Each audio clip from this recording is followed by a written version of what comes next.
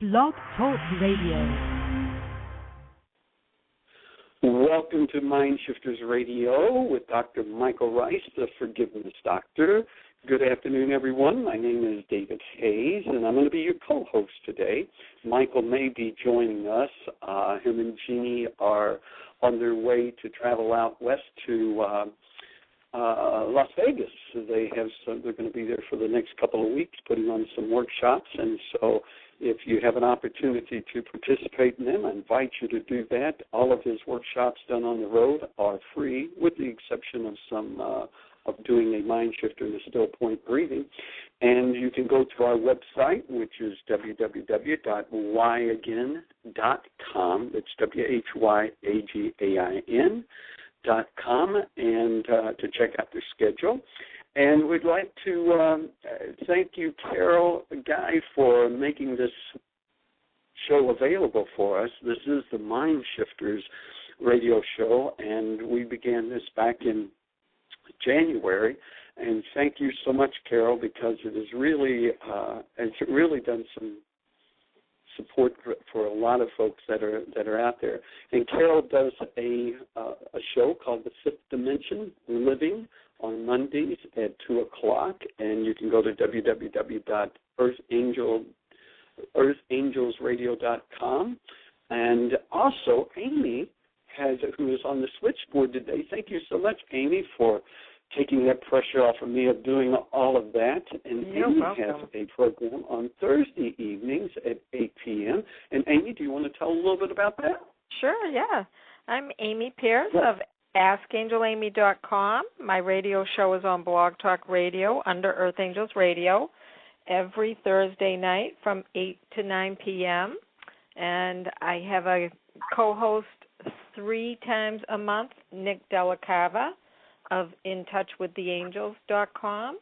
And then on the last Thursday of every month, I have Deb DeWeese, and she helps me out on that night. So, and we find it's very informative. It's a very relaxed and enjoyable show for us, and it's been going great.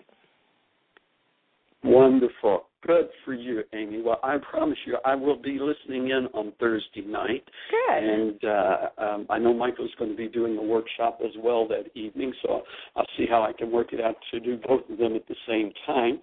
And we'll certainly tune in for that.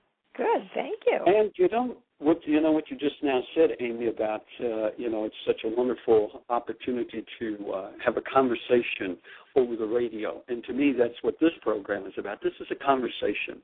This is taken from the work of Dr. Ryce. And again, he may be on here in a few minutes. If you see his number pop up there, well, then please let me know.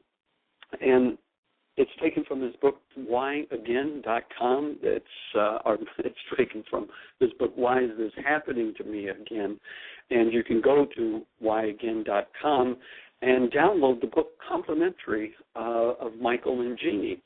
And the work, we invite you today to participate in this program through our chat line, through our chat room, and our calling 646-200-4169 if you have any thoughts, questions, ideas, or comments. And that's what this is. This is a conversation about the work that we're learning through Michael.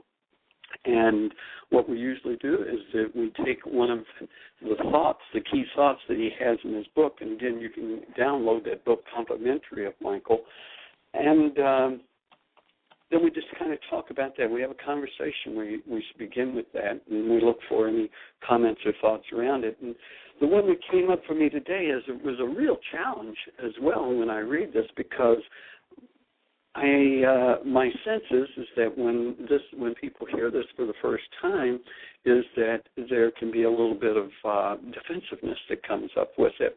And so the key thought today is there are no victims, only unconscious volunteers. We volunteer with the realities that we hold.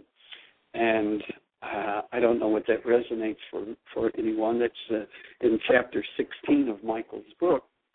If you wanted to take a look at that particular chapter, And what does that mean? And being an unconscious victim about the realities that we have. And one of the things that Michael talks about is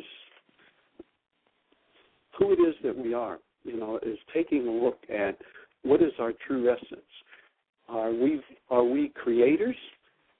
Are we victims to whatever that it is that's going on in the world? And as Michael says, one of the biggest atrocities that has ever been given us is to keep hidden from us that we are creators.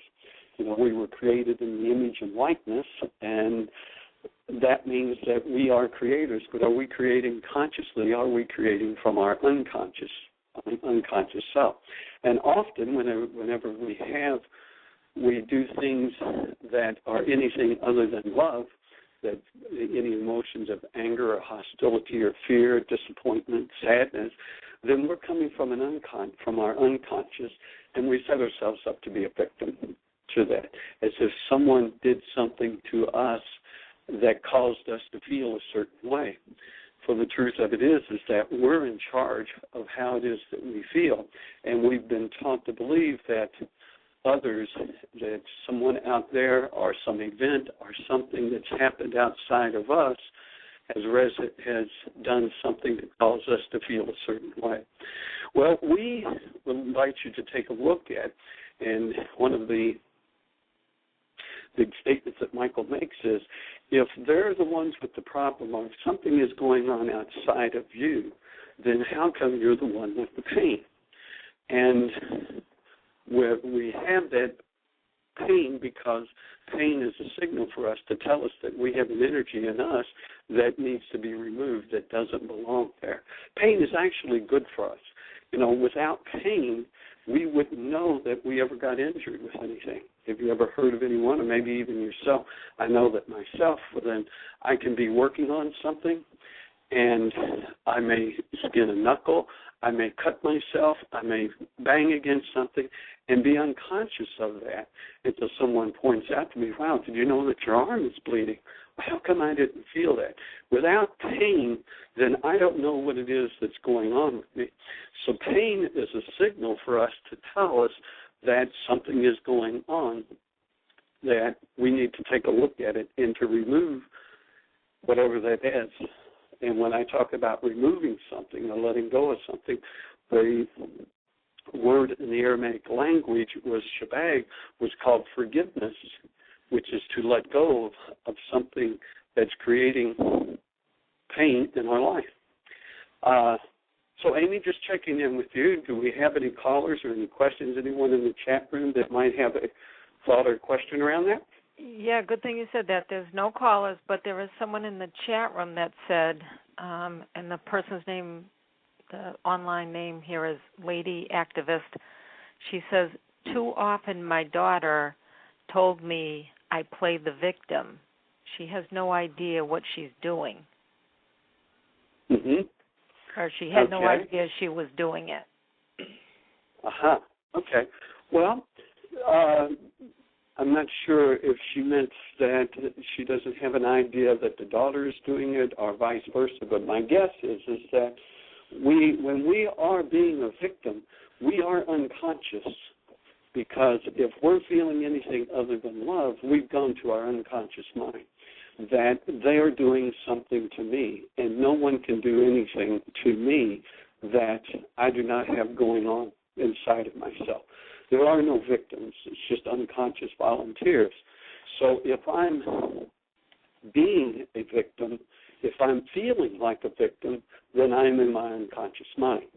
Because consciously, well, then I know that no one can do anything to me unless that I have something in me that needs to be healed.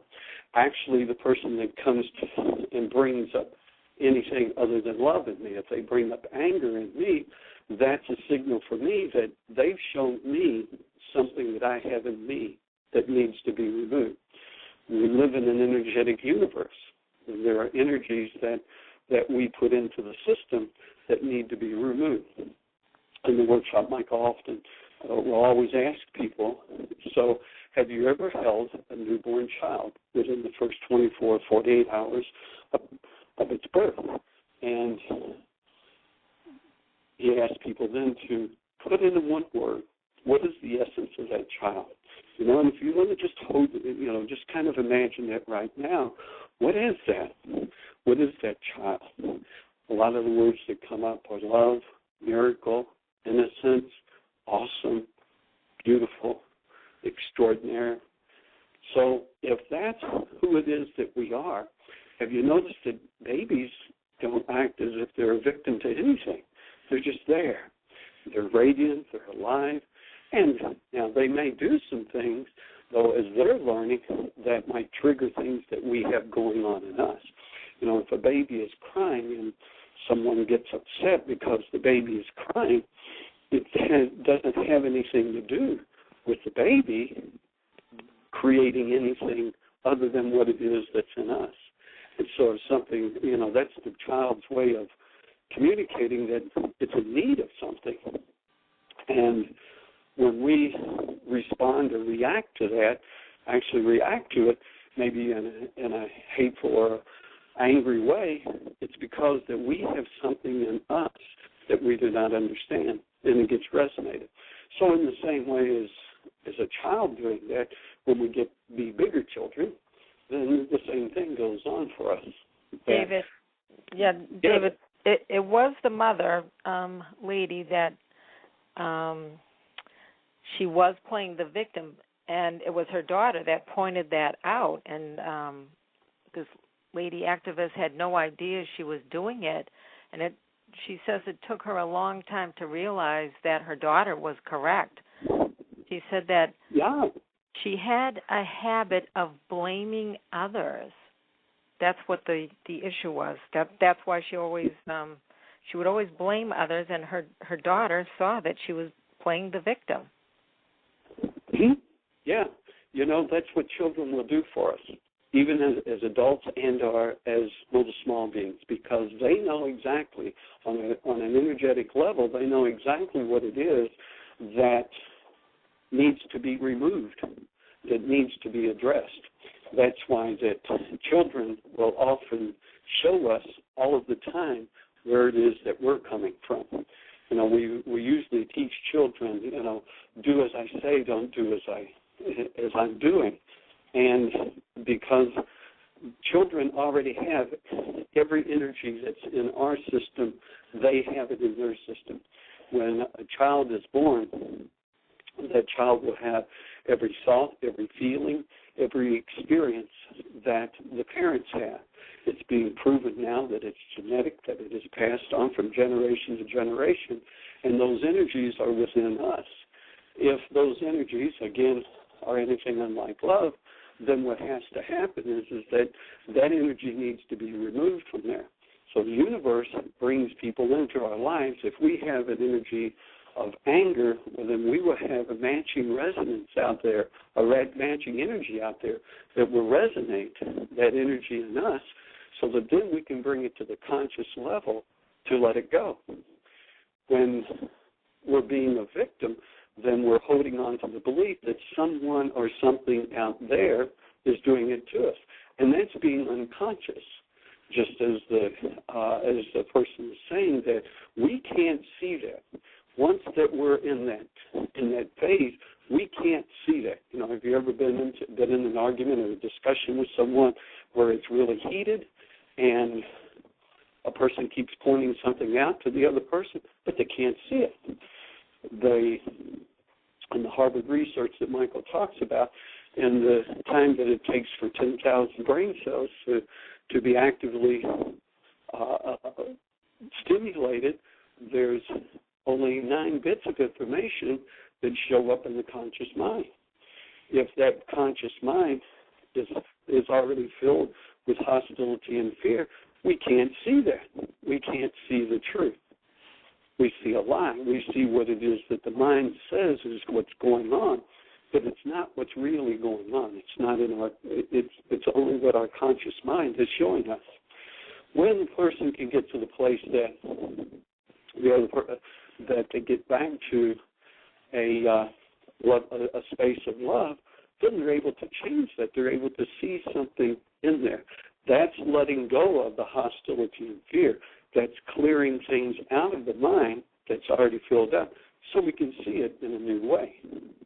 Without that, then that's called forgiveness. You're removing the things that are in the conscious mind so that you can make room for something new. And that's the forgiveness process is what it is that we talk about, how to go in and to remove it. If you go to the website of whyagain.com and go to the worksheets, download complimentary of Michael and Jeannie, the worksheets, there will be a worksheet there, a 7-step reality management worksheet with instructions to follow. And when you do that, then you actually get to see how you can be in charge of letting go of anything that's in your mind that's creating a position of being a victim. When you do that, then you get to live from your pure essence. You get to live from your highest intelligence. So any other questions or comments? Anyone on the line with a question? Someone else did comment. Eric's Angel says, would you not agree that the idea of unconsciousness is only acceptable for people not yet fully aware of themselves? Oh, yeah, well, yeah, absolutely, because when we're fully aware of ourselves, we're aware of our true essence of who it is that we are. When we're conscious that we are this radiant, alive, energetic, beautiful, awesome, then when we're conscious of that, there's nothing else that can, that's where we're supposed to live 24/7. But we've been so inundated with the lie that's the unconscious. The unconscious is just telling a lie. It's talking about its past and storing in it the information of saying that's the way that it is. And that's not the way that it is. So, yes, I agree 100% that when I'm conscious of who it is that I am, and I'm living in that consciousness, the only thing that I even see out there is this total, wonderful, incredible universe that's been created. I see it in people. When I would imagine everyone has had those moments, and again, one of the moments that you might reflect back on is holding that newborn baby. It's holding that and getting the sense of what that's like. That's true consciousness. That's our true essence of who it is that we are. Yet we're living in a world that teaches hostility, fear, terror. And that stimulates and keeps people at an unconscious level. When we're unconscious, we're at our lowest level of intelligence. That's why we do things that we later go, why did I do that? I swore I'd never do that again. Or I said I would never do that again. I didn't want to do that again. Well, what happens? Because we go unconscious and we do things at our lowest level of intelligence. When we're at our highest level, then we just behave in a kind and soft way. It's the only way that we can behave then. And she also says, is unconscious, being unconscious, is that an excuse to hold on to many ill effects? Oh, that's a great. That's a wonderful question, and I think that it's part of being a victim. I was talking with a friend of mine the other night, and we were talking about in olden days, several hundred years ago, when people would get together and have a celebration, or like when councils would get together, they would have a feast, and they would bring in other communities in, and they have this feast, and they have all the wine, and they would have all of the entertainment that they would do. And during that time, then they would make promises, and they would be somewhat inebriated when they were making those promises. And then the story would go is that you had to keep the agreements, what it is that you said that you would do when you said it when you were inebriated, then you had to keep when you were sober. So when we're unconscious, then and we say or do something, then we've got that we do those things unconscious. We say them unconsciously. So what it did was teach people to stay conscious of what it is that they say and they do. When we get unconscious with it, we're saying things and doing things at our lowest level of intelligence that we had restrictions on, but since we let go of those inhibitors, we would say and do things. So yeah, living in and then it's an excuse. That's where I was going with that point was that, a lot of folks would say, wow, well, I just didn't know what I was doing. Man, hey, I'm sorry for that because I said something and I didn't mean to say that at all. I was unconscious. Only they don't call it unconscious, they call it being intoxicated. So yeah, if I acknowledge that I'm responsible, that shifts the whole mind. When I say the words, I take total responsibility for my life. Wow. The mind, the dissociated mind, comes up with everything. What? You mean I'm the one that's responsible? I did this? I created this in my life? And it's not saying that. It's saying that I was a part of it. One of the statements that Michael makes is, you notice if you did this with 87 different people at 42 different times, notice that you're always the one that is there. We're creators. And we're creating from our unconscious rather than our consciousness. And Does that make sense? I understand it, but I'm not sure if we're getting to the heart of what she needs to hear or not. But she says, I'm still not ready to accept the blame for what my parents did. She has a lot of work to do, meaning the worksheets and such. But she's not ready to accept the blame for what her parents did. Okay. And so by that, we're not asking you to take the blame. Notice that the unconscious mind, that the dissociated mind wants to put a blame on something. The truth of it is that there's no one to blame. As soon as I'm into blame, I'm in unconsciousness. Because then I'm saying that someone or something out there did it. Now, this is about taking responsibility of going in and removing the blame, the guilt, the fault, the shame that resonates in you around that. When we let go of any blame, whether it's blame of our parents or blame of our loved ones or even blame of God, we can always blame. As soon as we blame something, we're saying that something outside of me did this to me. Now, this isn't about saying, whatever it is that everyone did, it's all okay and I forgive you for it. That's the Greek definition of forgiveness. I'll be bigger than you. I'll let you off the hook for what it is that you did. Now, what we're saying is there may be things that people need to be held accountable for. If it's bringing up any anger or hostility, fear within me, I need to first remove that, so that I can see this from my highest intelligence. If I'm angry about something, all I'm seeing is the anger of that. All I'm seeing is the victimhood of that. And so my invitation is to go to the website, download the worksheet, do the worksheets around blame. That might be a title that you do, and see what comes up from that. Often within the mind, wants to figure it out and have an answer to it. But the mind can't solve a problem that it's created. And the mind has created that, the dissociated mind has created that problem. If we want to change that, we need to go in and remove that. Removing and to let go of the blame.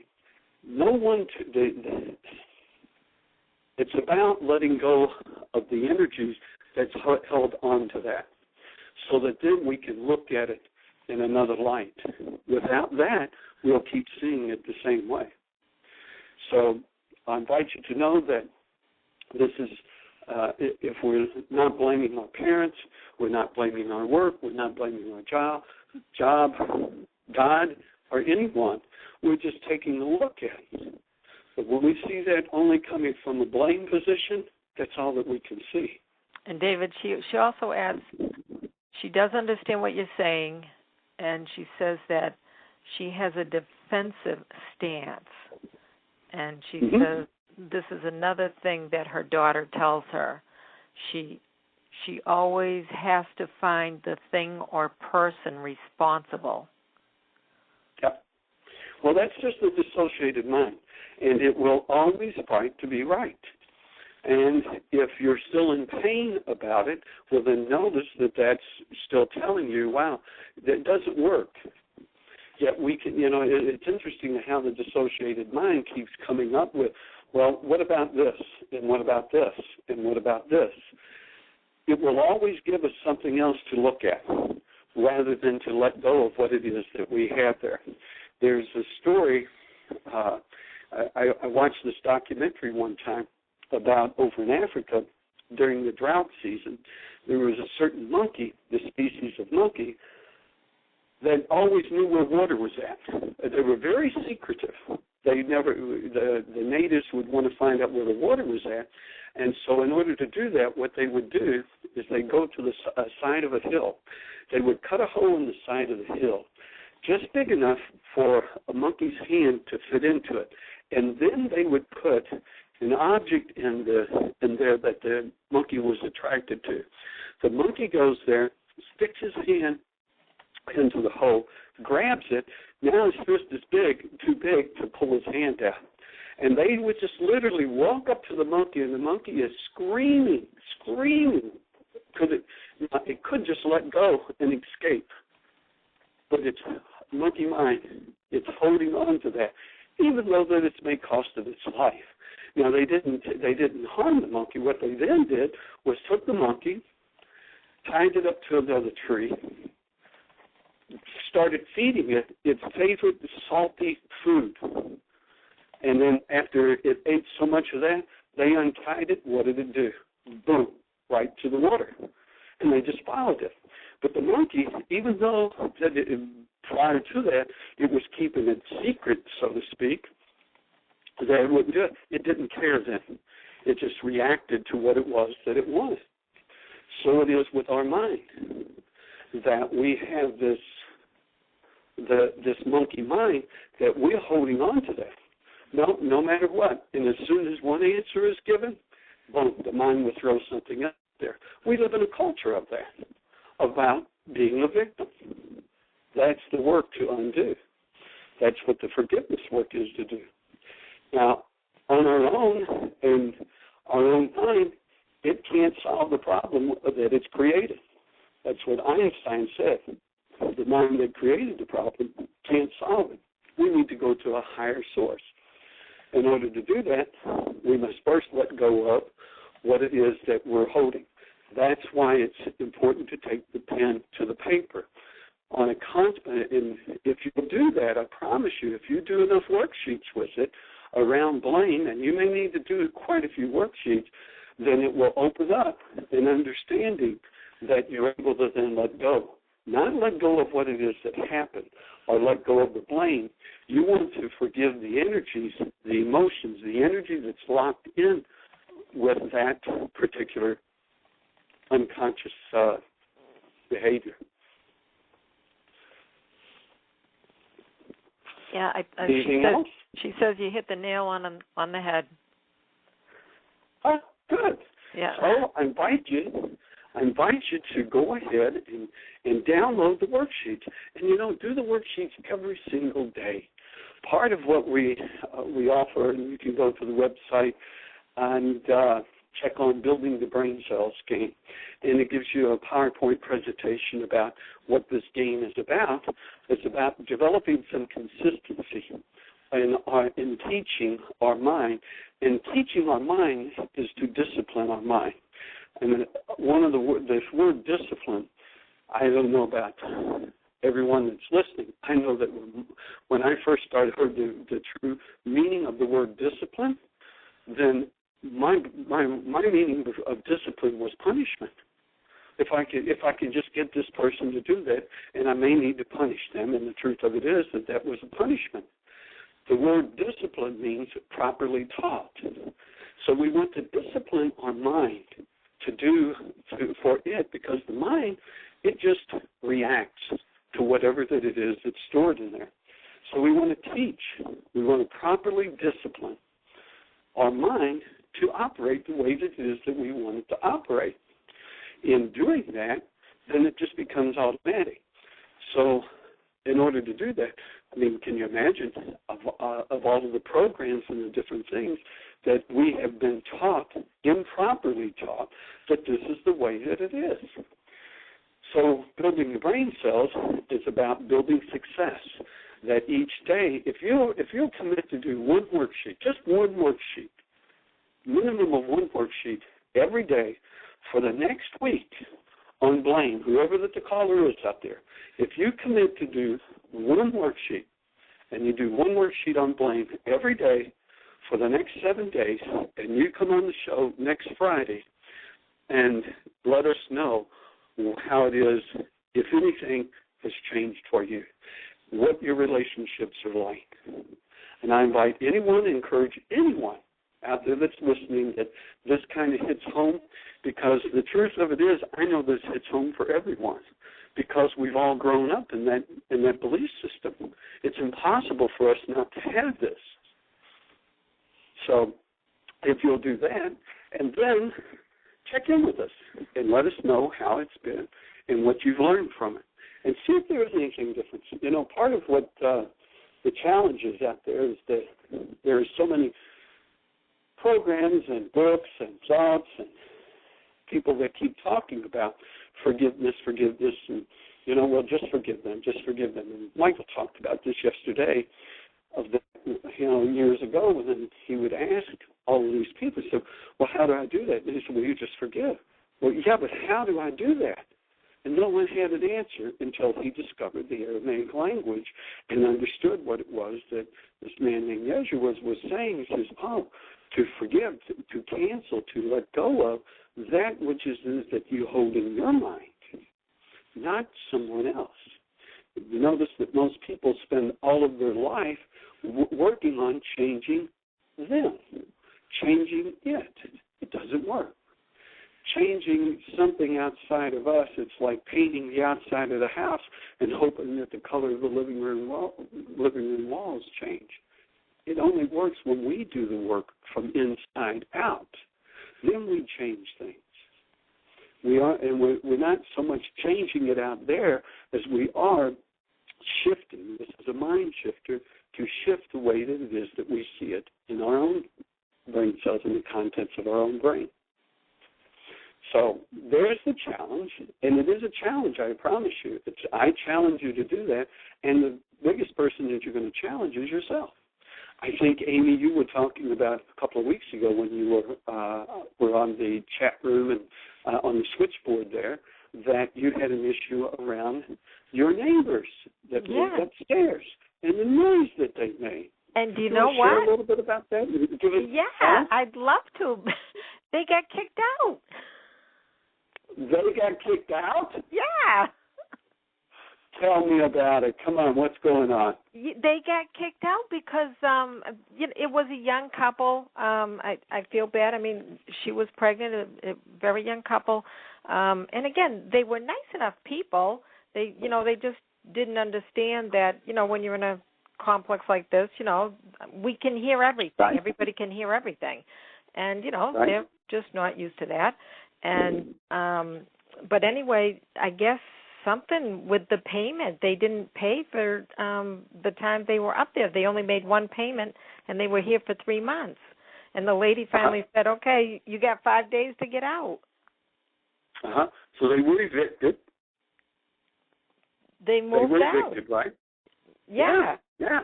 Wow. Would you want to tell the audience what happened? See, to me, it's really interesting that just a couple of weeks ago, then you had this issue about them and doing the noise. Yes. So tell folks what it is that you did from that. When you talked on the radio, and I invited you to do some worksheets on this. You remember? Yeah. I stepped out of the blame again. I stepped out. I stopped seeing it as, what are they doing to me? Why can't they understand? Why is this happening to me? I totally stepped out of that, and I looked at my own issues. and I'm not really sure if it was one issue that I really looked at, but I just released it. It's like I began releasing it, and I kept noticing every day that it's not bothering me anymore. It was like the noise that I would hear would somehow be, it would still kind of be the same, but it really wasn't bothering me like it used to. Right. It didn't resonate, the anger, the blame, and all that, because you took responsibility for how it is that you feel. It didn't change them out there. Again, notice that was still going on. What you were feeling, though, was different. Yeah. And by you feeling different, then that resonates for you, some compassion, some understanding. Even though that you had a compassion and understanding before, that understanding may have been swayed just a little bit because you may have been coming from a little hostility there. Yeah, exactly. And as soon as you let go of that, again, notice that in people will, the dissociated mind will say, oh, well, they were going to get kicked out anyway. Well, I find it really interesting that they were evicted, and I like that word better. They were evicted. They didn't keep their agreements of what it is that they said that they would do. And so they said, oh, okay, fine. Now, that person that did evict them, I'm not sure what it is that went on with them. They could be angry about it or so forth, whatever. But the point of it is that because that noise was still going on, though that you heard it, you felt okay about it. And I'll bet that if they'd stayed there a little bit longer, I'll bet Amy would have been wind up going up there and talking with them in a different manner than what she would have. Yeah, definitely. Yeah, because it just when you turn it around, you have to. It's like you've got to take yourself out of the victim mode, and once you do, it's like magic happens. It really does. Yeah, it's like true essence. A lot of people will call it a miracle. Seriously, they'll call it a miracle, and it is miraculous in a way, and it's no miracle. It's the way that we are. It's what we're creators. We get to create. And when we take little things like that, then we change that in our world. Then it has an energetic effect on everything. You want to change the world? Begin with yourself. When you change it within yourself, then outside you, it's like, well, it's not even bothering me. And then the next thing you know, it's evicted. It's gone. It's not even there to annoy you anymore. So then you could even say, thank you. You might even write a thank you letter to the people that lived up there. Whether you mailed it to them or not, just write them a thank you letter for giving you the opportunity to heal and blame in your life, to heal and guilt or anger, whatever it was that came up for you. Yeah, and I claimed it. After they moved out, I claimed it. I said, I created that. Yeah, and so the next little piece that I invite you to do with it, Amy, is to write a gratitude letter, a thank you letter. Okay. Wow. So that you get to see what it is. See, your mind will open up to you to see it differently. I can't tell you because I don't know what it is that's going to open up for you. It's like just in doing that act, though, it will shift everything. Just by you. And how many worksheets did you do on it? Just one. Just one. Wow, it's a fortunate one. Sometimes it takes more than one. And and sometimes it just takes one. That's all that it takes. Yeah. This doesn't have to be a lifelong, let's lay on the couch and delve into everything. A lot of people will come up with that, but I don't want to look at all of that stuff, David. No. It's unnecessary to look at all of that, and you do need to get in touch with and acknowledge to it, wow, I'm creating this. I'm the co-creator of this, what's going on. And if I want peace and harmony in my world, I'm going to need to learn how to let go of the anger and the hostility. It's very simple. And as you're doing one and doing the other, there's the balance. There's the harmony. Do you know in the Aramaic language what the word harmony is? Heaven. No. What is it? Heaven. Oh, wow. Heaven. Wow. And the heaven is within. So the harmony, the balance that you have, the harmony that you have is within you. Yeah. And as soon as you have that, you have heaven in you. Right. That's it. Someone else commented, Tim from the chat room says that there's a great song by Peter Mayer, Everything's a Miracle. Everything's a miracle. Well, thank you, Tim. Yep, everything is a miracle. When I'm coming from as a creator, that's what it is. Yeah. And, it was interesting when you said that, Amy, about, oh, wow, I looked at what I created. Yeah. You also looked at what you created when you did the worksheet. Yeah. That was the important piece of all of that. That, wow, you know what? And if we can ask the question of that, it's like, what is it that I want to learn from this, what's going on? How can I see this differently? It's about asking a different question versus even doing anything differently. Ask the question, a different question. And, every time that we ask a question, Amy, we already know the answer.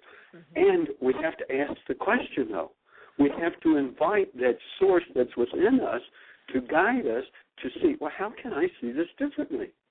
If I'm only seeing it from my carbon-based memory, if I'm seeing it from my dissociated mind, from my non-being, from Satan, and that's what it was called in the Aramaic language, was Satan. If I'm looking at it from that, then that's all that I can see. When I shift and look at it from another perspective, oh, I didn't see that. That's the miracles that are happening all the time. Yeah. Wonderful. Yeah.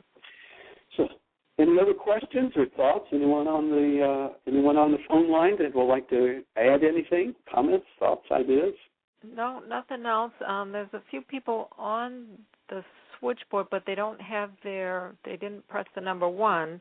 I just want to make sure that's not, Michael knows enough to press number 1, right? Well, if he's listening, he does now. I would think that he does. This is the 954 number, and and that's okay. Part of the show here is that we invite people to participate. If you have a question or a thought, I encourage you to go ahead and to ask that or to make a comment on it. There was a lady that was on a couple of weeks ago, and I'm not sure if she was on when you were on, Amy, that she got on the phone and she said, I just want to tell you all, thank you, because I'm listening to this program and I am getting so much help, more help than what I've ever gotten. Oh, and it's like, whoa. And just by her doing that, took her to a new level of understanding because it took her out of her dissociated mind and brought it right out. The more senses that we use with our speech, with our sound and everything, the stronger that it imprints into our memory of it. So that then, that's what it was, so that we can strengthen it. Mm-hmm. So I invite people to call in 646-200-4169, and I'll go to the chat room with any questions or thoughts. And our key thought today is there are no victims, only unconscious volunteers. We volunteer with the realities that we hold. And so I do want to invite people to go to the Why Again workshop, and you may download the book, complimentary of Michael and Jeannie, and or any of the worksheets, so that if this is some work that you're interested in doing, we want to make it available for you to do that. And we also, their schedule, you can check out their schedule. They're going to be in Vegas. They're should be on a flight right now going to Vegas, and they'll be out there for the next couple of weeks. You can take a look at their schedule then. Also here at Heartland, we'll be doing a 65-day intensive here at Heartland in Theodosia, Missouri, in the Ozarks of Missouri. And there's several different workshops that we're going to be doing in 9-day modules. We're going to be doing codependence to interdependence, Why Again teachers training, laws of living, intuitive development, and Course in Miracles and Still Point Breathing. And it's available for you to register now. We do limit it to 30 people per module that we're doing. So come for one of the modules or come for the whole summer.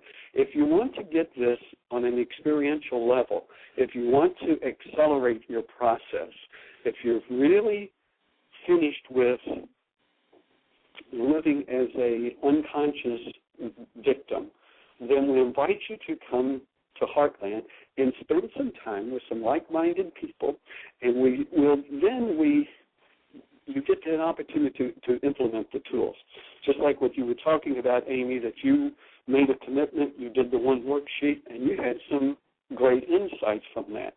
Here at Heartland, we do a special food for everyone, raw foods, and we give people exercises to work with and to do so that you can have some realizations about what it is that's going on in your world, and you shift. And there's so many people that have come here and just said their lives have just been transformed just in 9 days, let alone the whole 65 days. In 9 days, that it's never, ever, ever the same. And once that you establish that in your mind, then it becomes available to you at any time. So, any questions? Anyone in the chat room? Any thoughts, ideas? Yep, there's one phone call here. Okay. Area code 815. Hello? It's Dr. Tim. Hey, Tim. Hey, Dr. Tim. So glad you're on there listening. Thank you for your support once again. Do you have you're some welcome. comments and thoughts about it? Yeah, two things I thought I would just add to what you were saying as a personal testimony. The first time I went to Heartland, I'd been doing 35 years of going to seminars and trainings, self-help, meditations, cleansing fasts, the whole 9 yards. And I could easily say, without any reservation, that first 9 days I spent at Heartland was by far the most productive, the most loving atmosphere, and the most clear, consistent application of the principles from the top, which was Michael and Jeannie, all the way down to the support staff and everybody who attended. So if you're looking for an environment that's safe and loving to look at stuff within you that you feel is not so safe and less than loving, this is a perfect place to do it. The second thing I wanted to share is one of the more... Well, thank you very much for that, Tim. And, I got the privilege of being at the two intensives that you were here. And you and I have already talked about the changes and the shifts that I've made and that you've made just by participating and being in this environment. So thank you for being here and making that happen, and for the support that you've continued to give Heartland and supporting yourself as well. Well, so and the second thing is? Well, I was just going to share a worksheet that was one of the most productive and very clear for me to see, and I worked it out in the support group a couple months ago.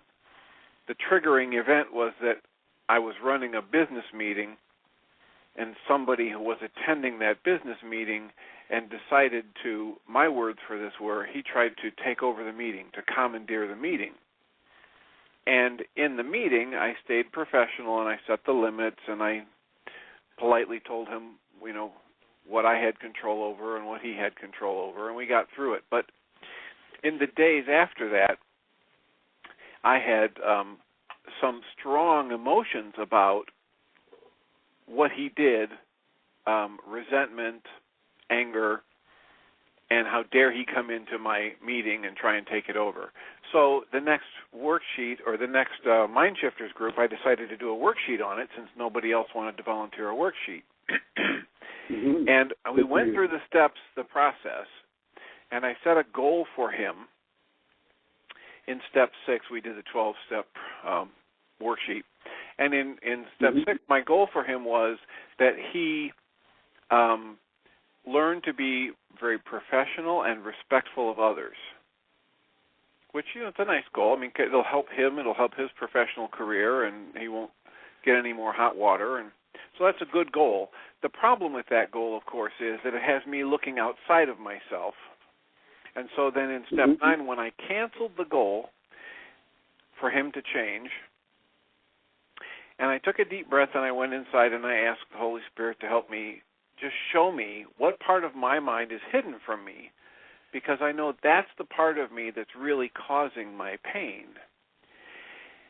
I took a few deep breaths, and I said a little prayer, and I asked for help, and I instantly got this image of something that happened about 5 years before. In a very similar meeting, the same business organization, and I did something very well-intentioned, absolutely professional, but it was a social faux pas in that group. And it created a flurry of emails and complaints, and I felt sick to my stomach when I realized how upset people were about that. And so here we are 5 years later, and I'm doing a worksheet, and I probably hadn't thought of that incident for a solid 4 years. And when that popped into my head, I realized without any doubt whatsoever, I had no upset about him. My upset at him was simply hiding how I haven't forgiven myself for the bumbling, the social bumbling, the ineptness, the unprofessionalism that accidentally came out of me 5 years earlier. And when I did that, through a few tears that came up and a few deep breaths, instantly I had no more upset about him. And that's one of the best, simplest, clear examples for me of the worksheet process where something hidden from my conscious awareness was driving my upset at someone today. Yeah. Well, that's a perfect example, Tim, of exactly how this unconscious victim volunteer works. When we are not, it will just come out there. And there's one piece that I will invite you to look at, Tim, and this is the support that we offer, is that rather than to forgive yourself, to let go of the idea that you have to forgive yourself for anything, to let go of the idea that you have to forgive anyone for anything, that you hope there that you're going to let go of the emotion, the energy, which is what I heard you saying. It's just that your words were that you forgave yourself, and there's nothing for Tim to forgive Tim about. Tim is doing the best that Tim can do, as you already know, with the information that you have. It's just important, and it is important to recognize that it's just an energy that's around it. You talked about that the other day with this energy and motion, and I remember Michael pointing that out. And so my feedback for you is to just forgive the emotion, that energy that was surrounded there. And, if you do some more worksheets on it, you might take a look and see what it was that, where that energy was at that resonated for you 4 years ago, where that came from. Because prior to that, just like it wasn't this man, just like it wasn't that audience, it was something prior to that they were showing you. One of the things that I admire about you, Tim, is that you're willing to put yourself in that position. Michael often talks about that when presenting this work, you have to be able to do your own personal work instantly.